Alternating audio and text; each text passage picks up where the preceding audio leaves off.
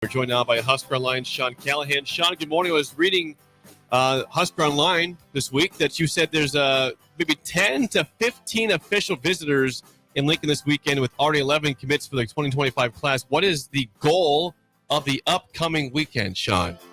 Well, it's the final weekend before the dead period. It's the final weekend that you can have official visitors until September. So really, this is one of the bigger weekends for every team in the country as they move into this June 21st weekend. And, right now we have 12 confirmed visitors, and that's a very fluid number as far as some names that might be added that could still fall off. But, I look at priorities. I think Chase Lofton's visit is a really big one this weekend from Nebraska, from Millard South. He's the number one player at on-3 in Nebraska right now. And he'll be in this weekend after visits to Texas A&M and Missouri. He's been to Florida State unofficial. So no prospect in the state has been, taking the visits that he's gotten. So the competition for Lofton obviously will be tough. So I think by Thursday we'll have a really good idea of what that list will look like. There's a couple midweek visitors though on campus as we speak. Including David Hufkin, who's a 2024 now defensive lineman. They've kind of gone back and forth on him as a guy they're adding from Germany. Mekhi Nelson's been another intriguing story this week. He came to camp a week ago. He was a 2024 high school graduate, was going to go to a prep school, but now is eligible to go somewhere immediately as a running back athlete. Nebraska brought him in this week as an official. So there's another chance that they could add a player for 2024 and Mekhi Nelson this week as well. A lot going on, Sean Callahan. You sprung that news of David Hufkin moving over to defense yesterday. I had no idea until you said it on our video. Do you know what the thinking is there? What is your take on that? I thought the offensive line thing made a lot of sense. Not saying defensive doesn't, but what's your take on it? Well, this staff moves guys back and forth. They've known David Hufkin for less than 2 weeks. So, and he's from Germany. He's in Germany right now. I just think they don't really know him that well yet, to be quite honest, other than 2 camp workouts. They saw him for a couple hours in Belton and a couple hours in Houston. That's the extent of the relationship at this point. So they got to learn more. And we've seen the staff move players back and forth. Jason Machacek has gone back and forth from O-line to D-line. Mason Goldman has done that. There's been a number of guys that have made those types of moves under the staff. So it could be defense now, it could be offense a year from now. So I think that's the one thing with this Matt Rule model of how they develop players, that there is a lot of flexibility where they'll move a player. Look at Jaden Dossip. He's playing defensive back now, possibly. He was a receiver last year. So this staff will do that, and I'm sure they want to see David Hufkin, and they're spending time with him right now as we speak. Then a huge story going on, and it's sort of on the down low, but it's gigantic, is Dawson Merritt, the edge rusher linebacker from Overland Park, who it's down between Alabama and Nebraska, and it looks like a horse race now, right? Is that your interpretation?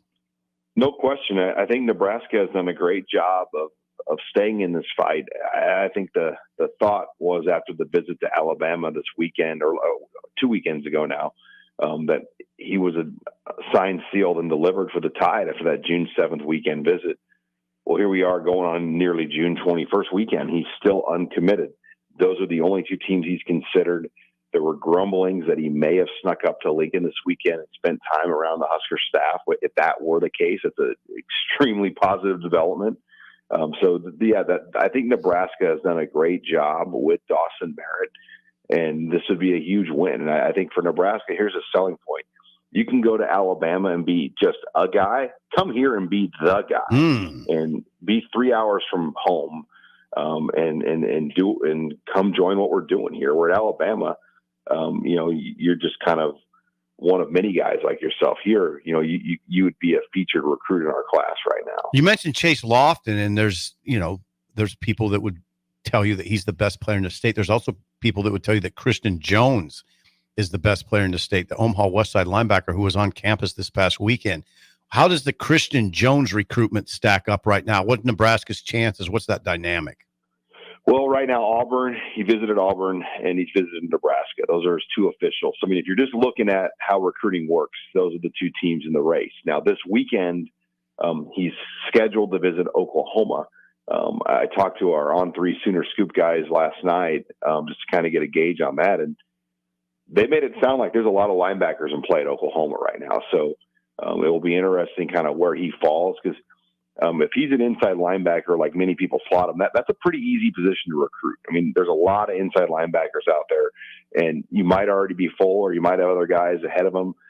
So, he made the comment, Jones did, that he might extend his recruiting process into the season, which really surprised me, just because you don't have that luxury unless you're a top national positional player, like, say, Brandon Baker a year ago. Mm-hmm. And I'm not saying Jones is not of that caliber, but, the official visits and the teams courting him weren't on that caliber. So generally you have to almost make a decision in the summer, because teams kind of close the book and move on at that point. And then when you're in the season, very few spots remain, and the ones that do remain are generally focused towards the transfer portal when the season is over.